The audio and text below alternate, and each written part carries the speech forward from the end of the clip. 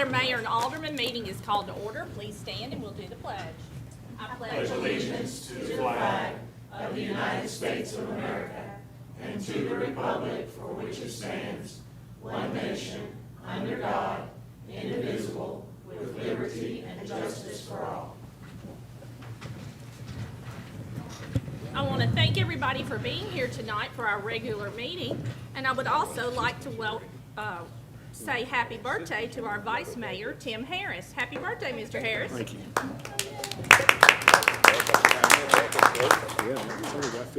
Our first item on the agenda is 1.2, the approval of the minutes of the regular meeting of the Board of Mayor and Aldermen held on June 15th, 2021, and our special called meeting held on June 17th, 2021. Do we have a motion? So moved. Do we have a second? Second. Oh, sorry. Thank you. Any corrections? Okay. Did it work? Are we working? Okay. Any corrections? We're ready for a vote. It looks different. Okay. Anyone like to change their vote? Please record the votes. Motion passes 7-0. Thank you. We'll move on to our public hearing, 1.3. Our first public hearing is ordinance 21-13, an ordinance amending portions of the Springfield zoning ordinance pertaining to the hotel, motel, and extended stay motels. If there's anyone like to speak, please come to the mic.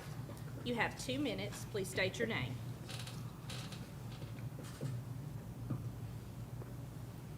No one would like to speak? Public hearing is closed. Public hearing number 2, ordinance 21-14, an ordinance rezoning one parcel located in the 9th Civil District on Highway 41 North and Wallace Road from Commercial General District to Commercial Services District. If anyone would like to speak, please come to the mic. No one would like to speak? The public hearing is closed.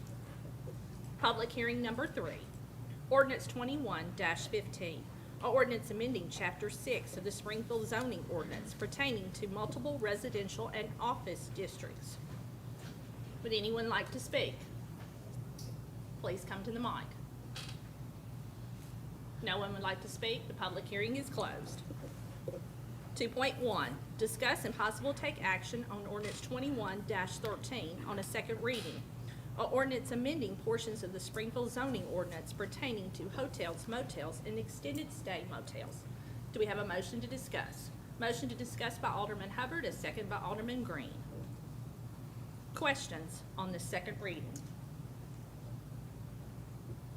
No discussion? We're ready for a vote. Anyone like to change their vote? Please record the votes. Motion passes 7-0. Thank you. 2.3, discuss and possible take action on ordinance 21-15 on a second.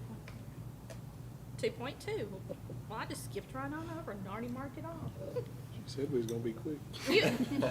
You do an excellent job. I was just testing you.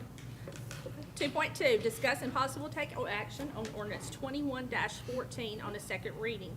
Ordinance rezoning one parcel located in the 9th Civil District, Highway 41 North and Wallace Road, from Commercial General District to Commercial Service District. A motion to discuss made by Alderman Hubbard and a second by Alderman Gregg. Any questions on this second reading? No questions? We're ready for a vote. Anyone like to change their vote? Please record the votes. Motion passes 7-0. Thank you. Now 2.3, discuss and possible take action on ordinance 21-15 on a second reading. An ordinance amending Chapter 6 of the Springfield zoning ordinance pertaining to multiple residential and office districts. Motion made by Alderman Gregg and a second by Alderman Hubbard to discuss. Any questions? No questions or discussion. We're ready for a vote.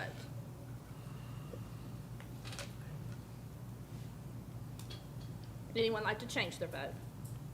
Please record the votes. Motion passes 7-0. Thank you. 2.4, discuss and possible take action on ordinance 21-16 on a first reading. Ordinance requiring the premises identification through numbers of the property in the city of Springfield. Do we have a motion to discuss? Motion made by Alderman Hubbard, a second by Vice Mayor Harris. Ms. Brickles, will you please read this? Ordinance 21-16, an ordinance amending Title 16 of the Springfield Municipal Code to require premises identification through numbering of properties in the city of Springfield. Whereas the United States Postal Service has the authority over mode of delivery of mail pursuant to Section 632 of the Postal Operations Manual, and whereas the United States Postal Service is now requiring centralized delivery points, also known as cluster mailboxes, for all new residential developments, and whereas public safety personnel generally rely on numbered mailboxes to locate addresses that have placed a call for service, and whereas the new cluster mailbox requirement will eliminate numbered mailboxes at each residence and new developments, potentially creating delayed response times for emergency personnel, and whereas the city of Springfield desires to mitigate this risk by requiring identification of each residence, and whereas the Board of Mayor and Aldermen of the city of Springfield has the authority pursuant to Tennessee Code Annotated 7-86-127 to require that all properties within the city limits display street numbers identifying such properties. Now therefore be it ordained by the Board of Mayor and Aldermen of the city of Springfield as follows. Title 16 of the Springfield Municipal Code is hereby amended by deleting Chapter 4 entitled House Numbers in its entirety and substituting a new Chapter 4 entitled House and Building Numbers as set forth in Exhibit A attached. All ordinances, resolutions, and policies in conflict herewith are hereby rescinded to the extent of the conflict only. Thank you. I'm going to call on our city manager, Ryan Martin, first. Thank you, Mayor. This ordinance is kind of self-explanatory. The United States Postal Service last year announced a new requirement for residential development where they're going to do cluster mailboxes at the front of each new residential subdivision. And so they have begun doing so. In Springfield, we have seen that, and what that creates, as the ordinance lays out, is a potential for not being able to locate these residences for our public safety personnel and even our utility personnel if we have a situation like a gas leak or something that's time sensitive, because minutes can be deadly in some instances. So what we've done is MTAS has put out a model ordinance that a lot of cities are adopting, and this is what our ordinance that we're bringing to you tonight is based upon, are those that model ordinance that MTAS is putting out statewide. Excuse me. We did, we do a great deal of research when we bring something to you all, and Dixon is a city that has beaten us to this, and so we have Ms. Tillman can, and Mr. Nolan, if you'll pass the mic down, I don't know if anybody has any questions. Ms. Tillman's done some research on this. Our fire department, police department have been involved. This is an example of what we would be requiring residents to place in their yard. It's reflective lettering. These signs, the metal post, Officer Long was involved in that research. I think he made the trip to Dixon. These signs cost less than $10. Now the lettering, depending on what the lettering, the size or width of the lettering, I think that may bump the price up, but I think the metal post itself was around $4 to $6, where Dixon is referring all of their residents, or where the residents in Dixon are getting those. Chief Head with the 911 board has approached them about possibly looking at some scholarship program like Dixon has, or grant program, I guess not really a scholarship program, but a grant program where they help residents from not having to spend, even though it's a small amount. So we're doing that research as well, but this is something that needs to, we need to go on and get started because this requirement is here, and Bellhaven is one of those subdivisions that on South Main that developer is installing the cluster mailbox, and there are houses that are being, when I came through today, had brick on them. So there are going to be people moving into those houses soon, and we want to make sure our emergency personnel can get to the right home. Question. Yes, sir. What will be the avenue of, is this going to be in their yard? Is it going to be attached to their house?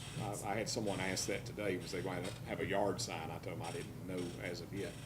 So is it attached to their house? It's in the yard. So the ordinance requires it to be close to the right of way, and you'll see, if you hold that up again, it's got a pointy end, so it'll go into the ground, and it's supposed to be, if they have a sidewalk, near the sidewalk, but nearest the right of way, so they can be located from the road, similar to the way a mailbox would be. So we would, some places have numbers on their home, but they may be 100 feet, 200 feet off the road or farther, and that may make it harder to see Can't see. for emergency personnel. So that would be, the idea behind this is for it to be at the road.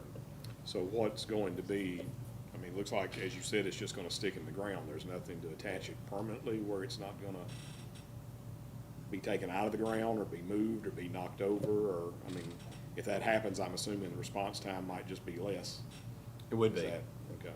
It would be in the, I mean, the idea, just same way with the mailbox, and we encourage everybody to put numbers on their mailboxes when they have them, because if they don't, it may take us a while to get there. But if they have one in their yard and it's knocked down or it's not up there, is no monetary fine to that person or anything if that's found? No, I think, well, there is. They can be cited. If they don't put one out, they can be cited. So there is a, in the ordinance, there is a violation and penalty section, but we would encourage residents to have it there, make sure it's maintained. If it gets knocked down, put it back up, because we can't find you if they don't. We're gonna have to do some education. Yeah. This is Yeah, only I would think. for these new residents, is that correct? Yes, that's correct. So existing residential development is unaffected by the new post office requirement. This is for new subdivisions and new development only. Mr. Trotter, That's what I was gonna ask you. Okay. next question. Okay, no other discussion? But that is how Dixon is doing theirs, they're just placing it in the ground. That's exactly what, and that's what the MTS model ordinance says. I would imagine that's what most cities are gonna do. Dixon was a city that was close to us that kind of was ahead of this game a little bit. And so we were able to go down and check them out and see exactly what they're doing. And that's something that, it looks maybe larger in person, but when you put that on the side of the road in a house and you bury it, because that would go into the ground a certain bit, it's not gaudy, it's not tacky looking, it's sort of, we did it so it's sort of sophisticated looking. The MTS model ordinance had some other colors in there, but black seems to be a good color with the white letters being able to be reflective off of there at nighttime. Needs to pop. Is this something that we're gonna sell to these people, or? So currently, the way the ordinance is drafted, they would acquire it privately from whoever, wherever. We're looking at a way to maybe do, Dixon has a grant where I don't think their residents pay anything. Is that right, Chief Ed? Wow. Okay, so some of them don't. And they have a grant program where they are able to give those to some residents, I guess, if they qualify or apply for that. Chief Ed's approached the 911 board about that, because it's not just a city of Springfield issue, it's gonna be a county-wide issue, a district-wide issue, if you will. So we're currently exploring that, but because it takes 3 readings, we wanted to get this started and bring this to you all for consideration. Yes, sir. Would that not be something that we would look to the contractor of the house to make sure that's in place before they start selling these houses, that those identification models are there? They would be. I mean, you would think they should be. I don't know that there's a requirement for the contractor to put that in, but we would hope that the developer would do that. But the developer's gonna put in the cluster mailboxes, so I don't know if they'll do I'm something. saying, it look like that's the way they're gonna install the mailboxes, they Maybe we can get a might be some grant from, responsibility for that. maybe we can get a grant from Amazon, they're everybody. That's right. Yeah, they wanna know where the houses are, so they can dump that's a good Yeah. point. It's just as much in their interest to find these homes as ours, right? Yeah, Amazon visits my house. Right. Any other discussion? I mean, I'm just assuming, because there's gonna be people asking questions about this, so is that gonna fall under codes Yes. to make sure that this is taken care of? The building official, according to the draft ordinance, the building official and the fire official have the authority to enforce the ordinance. So as a city board, could we look into, or you don't feel we have any authority that we could require this to be done by the builder when these subdivisions are completed, that these signs be placed? We can look at that and maybe bring something back on second reading. I'm not sure. I mean, at what point is someone going to tell them that this is your responsibility? I mean, we have subdivisions now that have different requirements on their deeds that are not being followed. And because they're saying no one is telling them that when they buy a house in these subdivisions. So you've got a new subdivision that's going forward. I mean, we may not have any authority to do so, it just looks like to me it would be the easiest way to make sure that it's done is the builder do it. It would be. The subdivisions are. We'll research that, and if we do something or bring something back on second reading, if we can find out that we have that authority, we'll get with Mr. Nolan and Ms. Barty and see what avenues are available there. Okay, other discussion? No other discussion, we're ready for a vote. Anyone like to change their vote? Please record the votes. Motion passes 7-0. Thank you. 2.5, discuss and possible take action on ordinance 21-17 on a first reading. An ordinance amending fiscal year 2021's annual budget by amending certain general fund operating budgets. Motion made by Alderman Hubbard to discuss and a second by Alderman Green. Ms. Brickles? Ordinance 21-17, an ordinance amending the fiscal year 2022 annual budget for the city of Springfield by amending certain general fund and utility fund operating budgets. Whereas it is necessary to amend the city of Springfield annual budget for fiscal year 2022 in order to meet the requirements of the city charter. Now therefore be it ordained by the Board of Mayor and Aldermen of Springfield, Tennessee, that the city of Springfield annual budget for fiscal year 2022 is hereby amended to make necessary changes to expenditures and revenues within the funds and departments as set forth in Exhibit A attached. All ordinances, resolutions, and policies in conflict herewith are hereby rescinded to the extent of the conflict only. Thank you. Discussion, questions on this first reading? Housekeeping. No questions?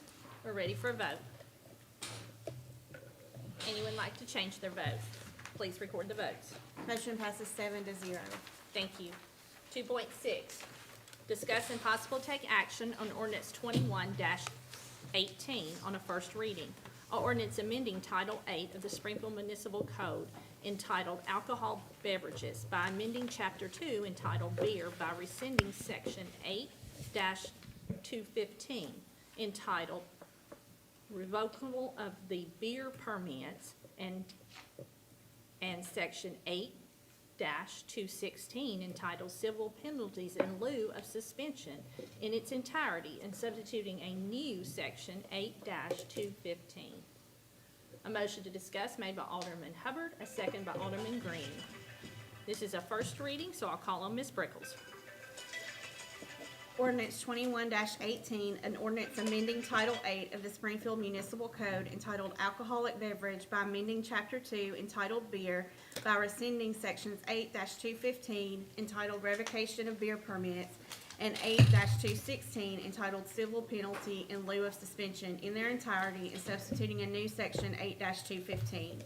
Whereas the Board of Mayor and Aldermen desires to update the authority of the Beer Board with regards to suspension and revocation of beer permits, as well as the imposition of civil penalties in order to ensure consistent application of sanctions for violations of provisions in this chapter. Now therefore be it ordained by the Board of Mayor and Aldermen of Springfield, Tennessee as follows.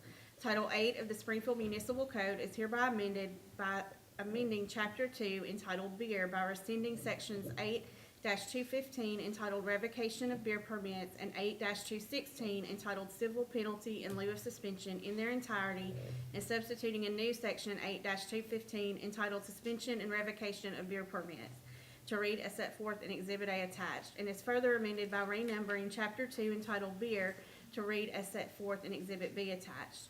All ordinances, resolutions, and policies in conflict herewith are hereby rescinded to the extent of the conflict only. Thank you. Questions? Any questions on this first reading? The staff's doing a great job of making our packets where we are all reading and understanding, so I commend you. No discussion? No discussion, we're ready for a vote. Everybody's done their homework. Anyone like to change their vote? Please record the votes. Motion passes 7-0. Thank you. I'm sorry we have so many first readings tonight. 2.7, discuss and possible take action on ordinance 21-19 on a first reading. An ordinance rezoning 3 parcels located in the 9th Civil District. One located on R.A. Benton Lane from medium-density residential district to multiple residential and office district, and 2 parcels located on South Main Street from low-density residential district to multiple residential and office district. Motion made by Alderman Gregg and second by let me start over. A motion made by Alderman Green, a second by Alderman Gregg to discuss. Ms. Brickles? Ordinance 21-19, an ordinance rezoning 3 parcels, one located on R.A. Benton Lane from medium-density residential district R10 to multiple residential and office district MRO, and 2 parcels located on South Main Street from low-density residential district R40 to multiple residential and office district MRO.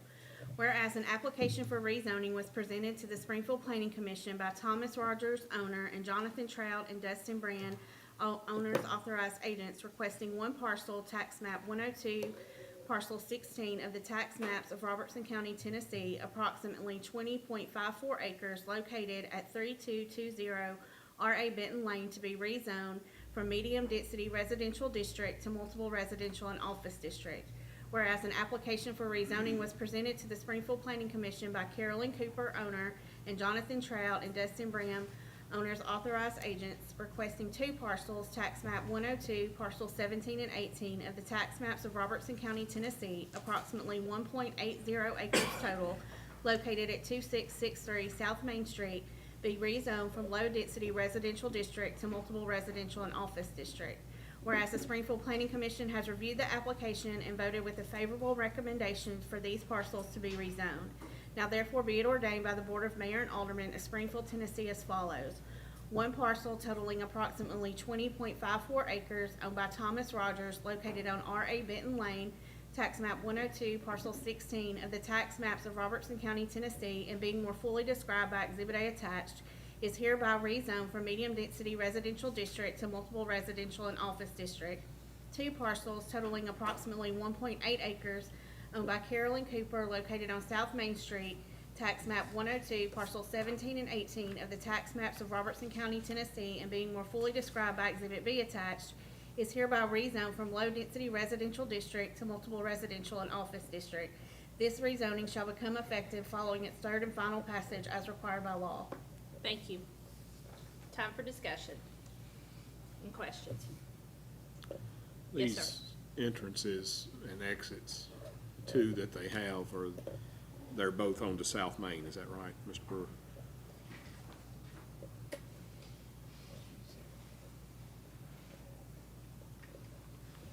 Ultimately, yes. The south entrance starts on R.A. Benton and is part of R.A. Benton. They're going to upgrade R.A. Benton and does intersect with South Main Street down that way. If you look at the preliminary design, that lower entrance, though, it's, I have to give Josh quite a bit of credit. He's made that where it's not an easily accessible entrance or exit. So it's trying to force more of the traffic out on the north side on South Main Street. This lower exit would be a more of a right-hand turn going towards Nashville exit. It's just gonna be a turn right only, I- or it's we designed, haven't- hoping it to be. We're hoping that we'll see. We haven't gotten that far yet. This is just a preliminary layout for the zoning, for the rezoning purposes. And these are townhomes? What are Yes, sir. they? Townhomes, and with some commercial up front. And the number being proposed? Approximately 235 units with a commercial unit up front. Okay. Other questions? While Mr. Brewer's at the mic? No.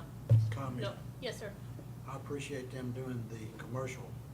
Everyone that's been bringing things before us has just been multi-residential, and they're willing to put some commercial out there, and that's what it's all about. So thank you. Great point. Other questions? Where Mr. Brewer sits down. Okay, thank you, Mr. Brewer. Thank you, Mayor. No discussion?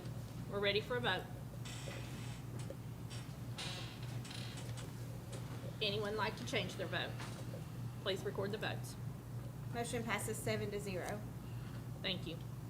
2.8, discuss and possible take action on ordinance 21-20 on a first reading. Or ordinance rezoning 2 parcels located on Hall Lane from commercial general district to multiple residential and office district. Do we have a motion to discuss? Motion made by Alderman Hubbard, a second by Alderman Green. Ms. Brickles? Ordinance 21-20, an ordinance rezoning two parcels located on Hall Lane from Commercial General District, CG, to Multiple Residential and Office District, MRO. Whereas an application for rezoning was presented to the Springfield Planning Commission by Rick and Janie Osell, owners, requesting one parcel, tax map 114F, Group A, parcel 21 of the tax maps of Robertson County, Tennessee, approximately 4.7 acres, located at 5650 Hall Lane, be rezoned from commercial general to multiple residential and office district. Whereas an application for rezoning was presented to the Springfield Planning Commission by William Donald West and Clayton Peterson, owners, requesting one parcel, tax map 114F, Group A, parcel 22 of the tax maps of Robertson County, Tennessee, approximately 0.86 acres total, located at 5680 Hall Lane, be rezoned from commercial general to multiple residential and office district. Whereas the Springfield Planning Commission has reviewed the applications and voted with a favorable recommendation for these parcels to be rezoned. Now therefore be it ordained by the Board of Mayor and Aldermen of Springfield, Tennessee as follows. One parcel totaling approximately 4.7 acres owned by Janie and Rick Osell, located on Hall Lane, tax map 114F, Group A, parcel 21 of the tax maps of Robertson County, Tennessee, and being more fully described by Exhibit A attached, is hereby rezoned from Commercial General District to Multiple Residential and Office District.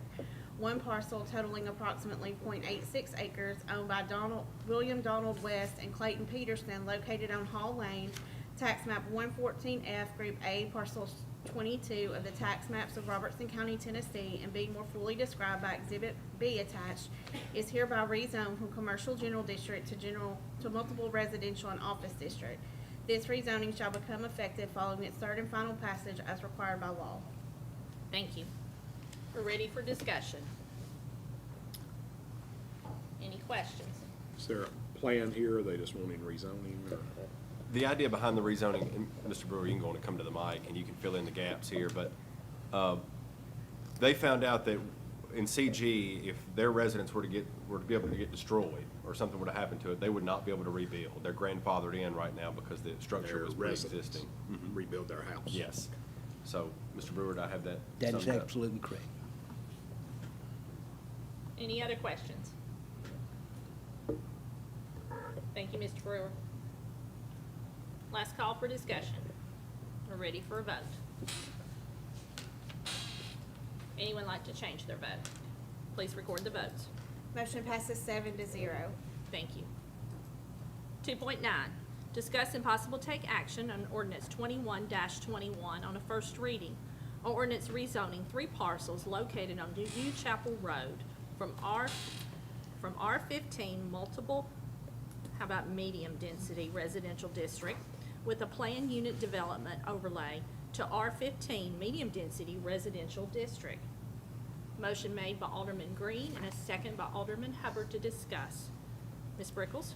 Ordinance 21-21, an ordinance rezoning 3 parcels located on New Chapel Road from R15 medium density residential district with a planned unit development overlay to R15 medium density residential district.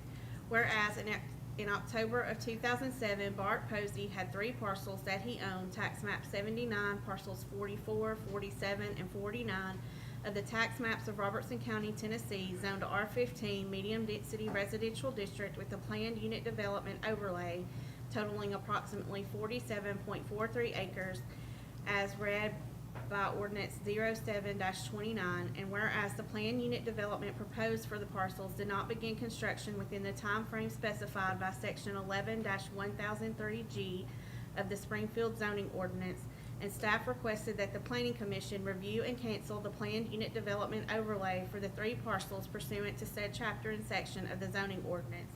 Whereas the Springfield Regional Planning Commission has reviewed the planned unit development overlay and voted with a favorable recommendation to cancel the planned unit development for these parcels and rezone the 3 parcels to R15 medium density residential district. Now therefore be it ordained by the Board of Mayor and Aldermen of Springfield, Tennessee as follows.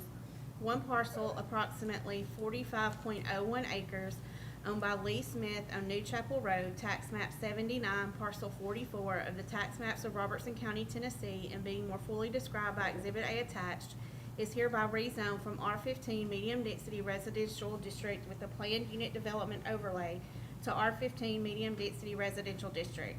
One parcel approximately 1.02 acres owned by Robert and Kendra McNeese located on New Chapel Road, tax map 79, parcels 47 of the tax maps of Robertson County, Tennessee, and being more fully described by Exhibit B attached, is hereby rezoned from R15 Medium Density Residential District with the planned unit development overlay to R15 Medium Density Residential District. One parcel approximately 1.40 acres owned by Michelle Cobb located on New Chapel Road, tax map 79, parcel 49 of the tax maps of Robertson County, Tennessee, and being more fully described by Exhibit C attached, is hereby rezoned from R15 Medium Density Residential District with the planned unit development overlay to R15 Medium Density Residential District. This rezoning shall become effective following its third and final passage as required by law. Thank you. I'm gonna call on Ryan Martin, our city manager. Thank you, Mayor. This is the first of two PUD cancellations that are on our agenda tonight. This is essentially, if I can boil it down to kind of be real simple, it's a protective mechanism. These are PUDs that were approved, both of them almost 14 years ago, and a lot's changed in Springfield in 14 years. These particular parcels, the ownership has changed, so that owner, original owner that got the PUD approved through the Planning Commission and the Board of Mayor and Aldermen is no longer the owner of the property, so these owners have been contacted. They do not object to this cancellation, and so this is more of a protective mechanism because PUDs are a very serious thing. This board just went through a consideration of a pretty significant PUD that's going to take place in the south part of Springfield. So rezoning this to remove the PUD overlay is a wise move right now. PUDs expire within a year if they haven't begun, and these have been 14, so there's been ample opportunity to act on this, and so we're recommending to you all that that we move forward with both of these tonight. The Planning Commission has recommended those as well. Thank you. Questions? Just returns it back to the original zoning. It does. All it does is remove the PUD overlay. We have to By rezone it. but- Removing the PUD, they can put less on the property than they could with the PUD. Yeah, so you lose the density upgrade with the PUD, so it's R15 instead of R15 with the PUD, this particular one. Other questions? No other questions? We're ready for a vote. Anyone like to change their vote? Please record the votes. Motion passes 7-0.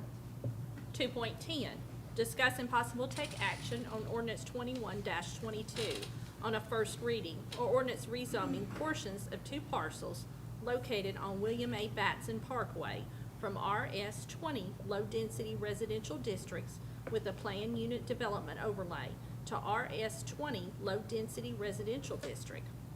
We have a motion made by Alderman Gregg and a second by Alderman Green to discuss. Ms. Brickles, first reading. Ordinance 21-22, an ordinance rezoning portions of two parcels on William A. Batson Parkway from RS20 low-density residential district with a planned unit development overlay to RS20 low-density residential district. Whereas in May of 2007, Billy and Jean Batson had portions of two parcels that he owned, tax map 102, parcels 111 and 114 of the tax maps of Robertson County, Tennessee, rezoned RS20 low-density residential district with a planned unit development overlay totaling approximately 23.52 acres as read by ordinance 07-08. And whereas the planned unit development proposed for the parcels did not begin construction within the time frame specified by section 11-1003G of the Springfield zoning ordinance, and staff requested that the Planning Commission review and cancel the planned unit development overlay for portions of these two parcels pursuant to said chapter and section of the zoning ordinance. And whereas the Springfield Regional Planning Commission has reviewed the planned unit development overlay and voted with a favorable recommendation to cancel the planned unit development for these parcels and rezone the portions of the two parcels to RS20 low-density residential district. Now therefore be it ordained by the Board of Mayor and Aldermen of Springfield, Tennessee as follows. A portion of one parcel, approximately 3.39 acres, owned by Billy and Jean Batson, located on William A. Batson Parkway, tax map 102, parcel 111 of the tax maps of Robertson County, Tennessee, being more fully described by Exhibit A attached, is hereby rezoned from RS20 low-density residential district with the planned unit development overlay to RS20 low-density residential district. a portion of one parcel approximately 20.13 acres owned by Lisa and Michael Gupton located on New Cut Road, tax map 102, parcel 114 of the tax maps of Robertson County, Tennessee, and being more fully described by Exhibit B attached, is hereby rezoned from RS 20 Low Density Residential District with a Planned Unit Development Overlay to RS 20 Low Density Residential District. This rezoning shall become effective following its third and final passage as required by law. Thank you. Discussion. No questions? Okay, we're ready for a vote. Anyone like to change their vote? Please record the votes. Motion passes 7-0. Thank you. 2.11, discuss and possible take action on ordinance 21-23 on a first reading. An ordinance amending Title V of the Springfield Municipal Code by enacting a privilege tax upon the occupancies in any hotel or motel. Motion made by Vice Mayor Harris, a second by Alderman Green to discuss. And this is the first reading, so Ms. Brickles. Ordinance 21-23, an ordinance amending Title V of the Springfield Municipal Code by enacting a privilege tax upon the occupancy in any hotel or motel. Whereas Public Chapter 496, amending Tennessee Code Annotated 67-4-1402, authorizes the City of Springfield to levy by ordinance a hotel motel tax up to 4% of the consideration charged to a transient by the hotel operator. And whereas Article 4, Section 13 of the Charter of the City of Springfield requires taxes be levied by ordinance, and whereas Public Chapter 496 requires the proceeds of which can be utilized by the City of Springfield for the promotion of tourism and tourism development as defined in Tennessee Code Annotated 67-4-1401, and whereas it is deemed in the best interest of the City of Springfield to levy a 4% hotel motel occupancy tax, the proceeds of which will be dedicated solely for the promotion of tourism and tourism development in the City of Springfield. And whereas the City of Springfield desires to enact such a tax to promote the economic growth of the city through tourism. Now therefore be it ordained by the Board of Mayor and Aldermen of Springfield, Tennessee as follows. Title V of the Springfield Municipal Code is hereby amended by adding a new chapter entitled Chapter 5 Hotel Motel Occupancy Tax to read as set forth in Exhibit A attached. All ordinances, resolutions, and policies in conflict herewith are hereby rescinded to the extent of the conflict only. Thank you. I'm going to call on our city manager, Mr. Ryan Martin. Thank you, Mayor. So if you remember, most of you were here, this board passed in January of 2020 a resolution asking the state legislature, the Tennessee General Assembly, to pass a private act authorizing the city of Springfield to levy an occupancy tax on hotels and motels. That was in January of 20, and then COVID-19 happened, so the legislature kind of scaled back to the essentials in the legislative session last year. This year, the legislature resolved that issue once and for all, where formerly cities had to get a private act passed. This year, the legislature said, okay, we're going to do a public act, and they changed the law regarding hotel motel tax, and any city that does not have one can enact the measure up to 4%. So that helped us out because we had asked for 3, and we're going to be able to do 4. So that helps us out a little bit more than what we thought we were going to do in January of 2020. We've been doing a great deal of research, and Mr. Nolan, if you'll pass the mic down, I'll let our Assistant City Manager, Candace Tillman, kind of talk about what the plans are from here on out if the board chooses to pursue this opportunity. Sure. So we have researched different cities to see what they are doing with this money, and also how to go about once they. Sorry. There we go. Hello. And so this ordinance is actually modeled after Goodlettsville and Columbia. And so what our plan is from here, once this is approved, we don't have a plan to where we're going to spend the money. Obviously, it has to be for tourism and tourism development.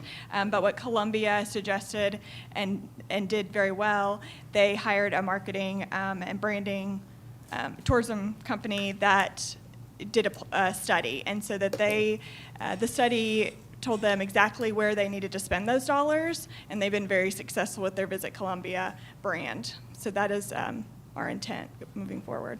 Thank you, Ms. Tillman. Anything else? Well, we expect that study to cost about $50,000, so the first couple of quarters, by the time this thing gets started, will be spent. We'll kind of save up some of that and do a study. So we know what it has to be used for tourism development, so we know what needs to be promoted. And so we've been doing a lot of research on that, and we'll have more of an idea on that later. Do we have any guesstimate of what revenue it will generate, or? We expect that it might be around $150,000 to $180,000 a year on top of the additional hotel motel. And that's the difference in the law. So that the current hotel motel tax that we're receiving can be used for economic development purposes.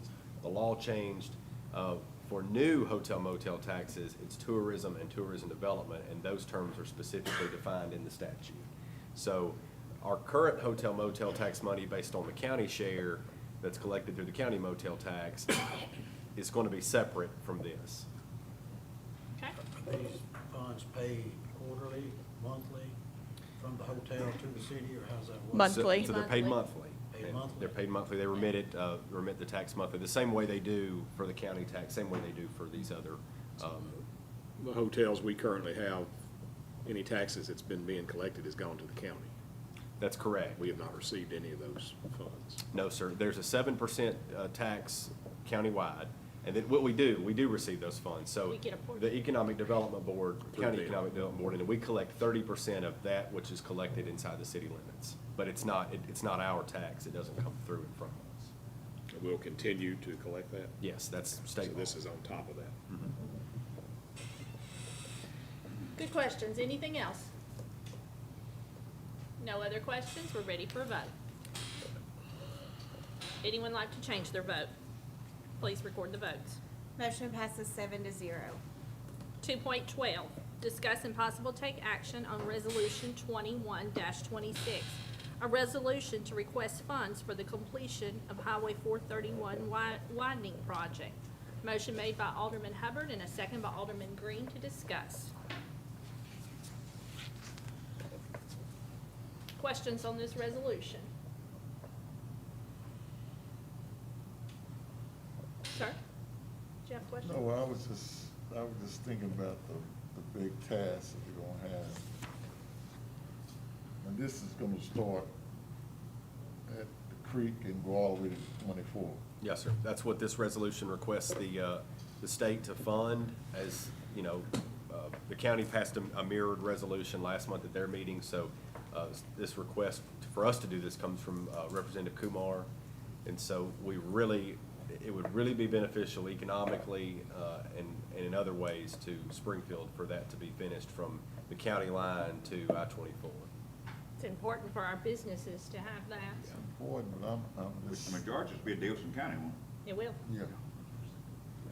Springfield pretty much, Robertson pretty much has. Correct. Any other discussion? No discussion, we're ready for a vote. Anyone like to change their vote? Please record the votes. Motion passes 7-0. 3.1, discuss and possible take action on the adjustments of the retail electric rates of the Springfield Electric Department due to a wholesale fuel adjustment by the Tennessee Valley Authority. Motion to discuss by Alderman Green, a second by Alderman Hubbard. I'm going to call on Miss Jessica Toms. She's filling in tonight. Do you have good news? Yes. Good. TVA has an adjustment, fuel cost adjustment of 1.874 cents, and the resulting retail rate for August is 0.3% lower. Good. Thank you. Maybe that'll help me. We all need a little help, right? Cost of everything seems to be rising. Any discussion? We're ready for a vote. Anyone like to change their vote? Please record the votes. Motion passes 7-0. Thank you.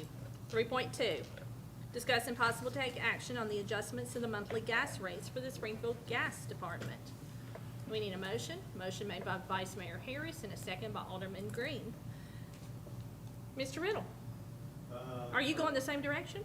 I wish we were going lower. This gas market right now is rocking, but it's only up slightly. Purchase gas adjustment's only up slightly, 2.36%. Okay. Any questions? Discussion? We're ready for a vote.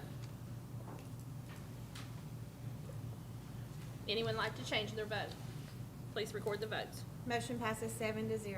Thank you. 3.3, State Form CT-0253, a report on the debt obligations, which reports $6,325,000 general obligation public improvement refunding bonds, Series 2021, issued on June 28th of 2021.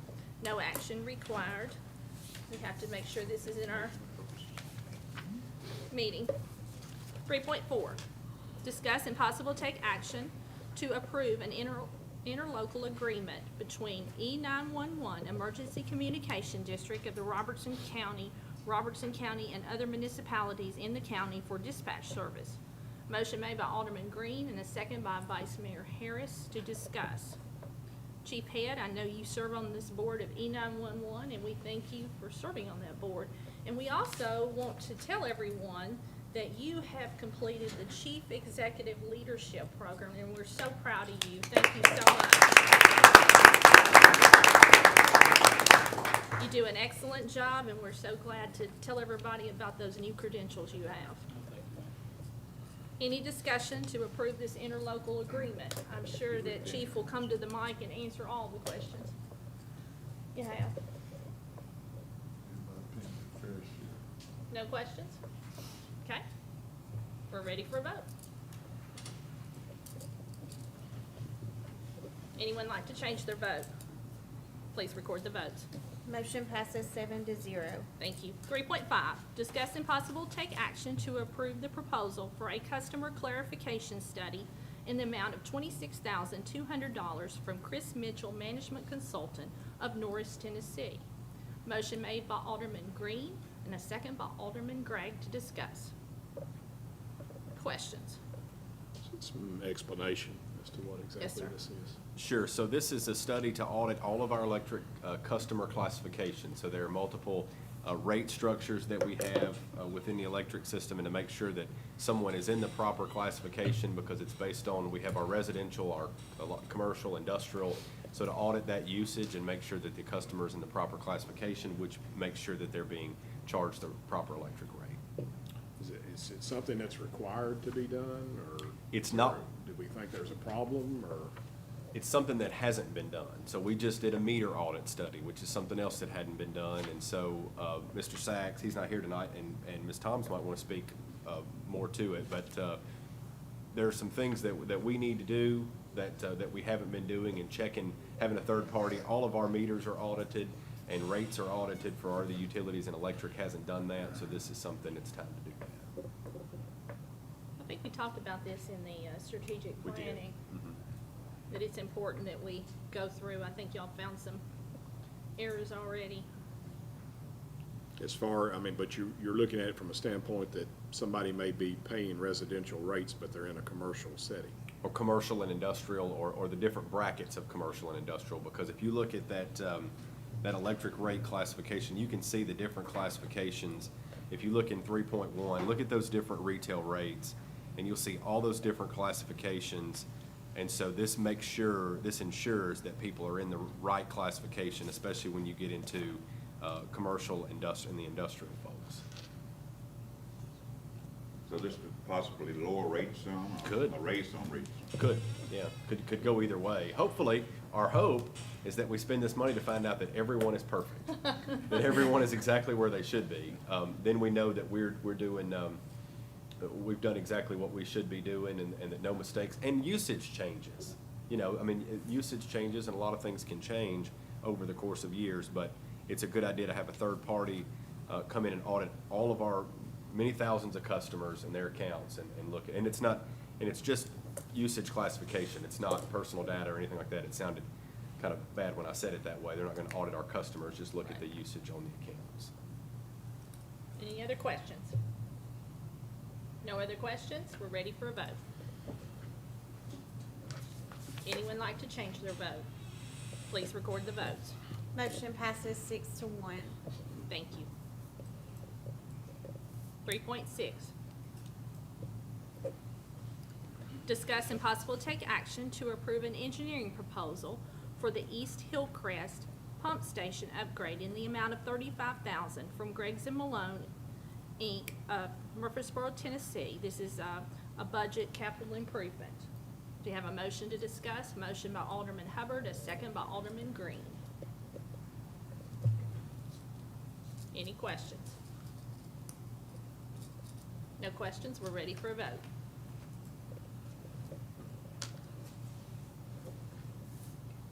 Anyone like to change their vote? Please record the votes. Motion passes 7-0. Thank you. 3.7, discuss and possible take action to approve the 3-year license agreement to purchase mapping and spectral analysis software in the amount of $69,750 for the Environmental Systems Research Institution, Inc. as a sole source. Motion made by Alderman Hubbard and a second by Alderman Green to discuss. Any questions? No questions? We're ready for a vote. Okay. Anyone like to change their vote? Please record the votes. Motion passes 7-0. Okay, we're ready for our consent doc. Without objection, I move we take it as one. Okay. Motion made by Alderman Hubbard, a second by Alderman Trotter. Any questions? No questions? We're ready for a vote. Anyone like to change their vote? Please record the vote. I want to. Passes 7-0. Oh, sorry. I want to welcome in the back of the room our new Public Affairs Coordinator, Ms. Kara Zahn. Please stand up. Welcome. She comes from the city of Clarksville, so we are so glad to have you and hope that we will all get to work with you very shortly. We haven't been here since the 4th of July. And I've got to tell you, Parks and Recreation, and I saw every department out there. The electric department worked very hard. I saw all of you. Fire department, there wasn't any department that wasn't there. What an amazing event. And I want to thank Grace Baptist Church, Vulcan, all the other sponsors that I can't list. I'm sure Ms. Tillman could name them all off the top of her head as hard as she worked on that project. And Mr. Martin, it was a great event. Our city came together. Ricky Skaggs was here. We had great fireworks. We had great food, lots of food trucks. We had some amazing food trucks that we've never had before. Thank you, thank you, thank you. If you weren't there, I'm so sorry to you if you went to the beach. Thank you. Y'all did a superb job. Glad this wasn't all about Jerry. Well, I think that everybody pulled this off, and Terry, yes, he coordinated it all, and it was a great event. Mr. Martin was out there working with his foot injured, so it was a great day, and we were all still smiling at whatever time we left. It was a late night, but it was a great night, and I just commend all of you. Yes. I'm gonna, just a minute, Mr. Harris had his hand up, and then I'm gonna call on the city manager. Before he gives his report, I just want to commend Mr. Martin and Ms. Tillman, the other department heads, for the work that they are doing. There's just a lot of tweaks that are being made, a lot of policies and procedures that are being looked at, a lot of codes that are being looked at that you're trying to redo and bring up to present time. And I know it's something that's not gonna take place overnight, but you are looking at it and slowly bringing it before us each month for the changes that need to be made, everything that we do in that respect to get the proper procedures in line and the proper fees to be paid for things are things that help us to keep our tax rate lower to our citizens. And I just appreciate the work that you and all the department heads and everyone's doing. Everybody's working so hard, and the excitement and the new things that are going on in Springfield and Robertson County are so fun. It's so fun to be a part of this. Mr. Hubbard, and then I'm going to go to the city manager. I want to say on a serious note, let's pay attention to this Delta virus. We want healthy employees and healthy citizens. Let's pay attention to the medical staff, not the politicalization of it, but the medical determinant. Thank you. City manager. Thank you, ma'am. You mentioned Freedom Fest was a huge success. We estimated about a little over 7,000 people were in attendance that night, so it was a big deal. We thank you for your help. You didn't mention yourself, but we appreciate your Loved assistance every as well. minute. You were out there working just as hard as we were. So one bit of important news, the Dixie Youth 9-10 Baseball State Tournament is going on right now in Greenbrier. As a matter of fact, the Springfield team is still in it, and I hope Alderman Gregg doesn't tell me otherwise here in a moment, because he's been getting scoring updates during the meeting, because we both have family members playing in that tournament. But What's the score? the significance of that is the fact that Dixie Youth Baseball had their hotel block for the people that were coming into town from all over the state to stay. They had 2 hotels blocked out at group rates, and that was the Holiday Inn Express in Springfield and the Hampton Inn in Springfield. So that means that all these people coming in from all over the state were staying in Springfield, shopping in Springfield, eating in Springfield, and spending money here. So we talk about regionalism from time to time. That concept right there really drives home, and this event drives home that concept of regionalism, in that what happens in Greenbrier matters to Springfield, where we're the economic engine, and we benefit from things like that. So we're glad to that they're hosting that tournament. Even though it wasn't Springfield hosting it, we're glad they did, because we certainly got an economic benefit from it. So we also want to give a shout out to our 11 and 12 All-Stars. They made it to the state tournament in Savannah this past week, but they finished 4th, I believe. So we're proud of these young men and the fact that they're representing Springfield so well. The mayor will be hosting the State of the City event on Thursday. That is the day after tomorrow. You can still register by tomorrow. We have a very few spots left. That is jointly hosted by the Kiwanis Club of Springfield and the Springfield Rotary Club. It's going to be at the center at 11:30 on Thursday.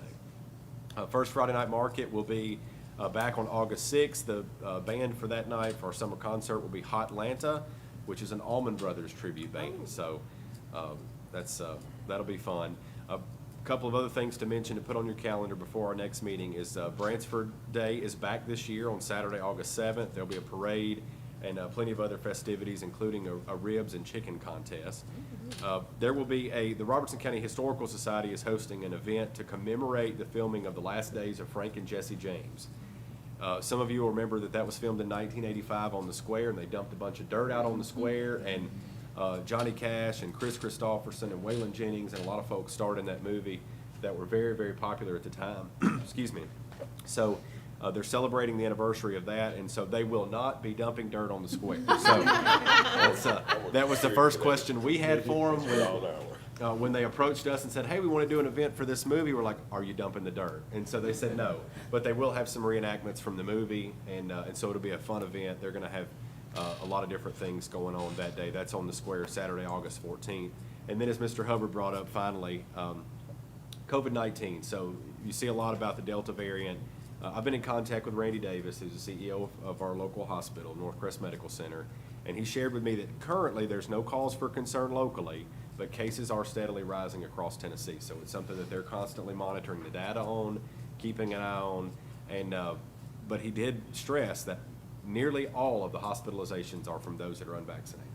So he continues to encourage folks and wanted us to continue to encourage folks to get vaccinated, as that's our best chance at protection and getting this thing finally in the rearview mirror. So, Mayor, that's all I have. Thank you. Well, we don't thank Randy Davis enough for what he's done in the past year and a half in our community, and Northcrest has been vital for making sure that we had updated information all the time, and thank you to Randy Davis for all he does for our community.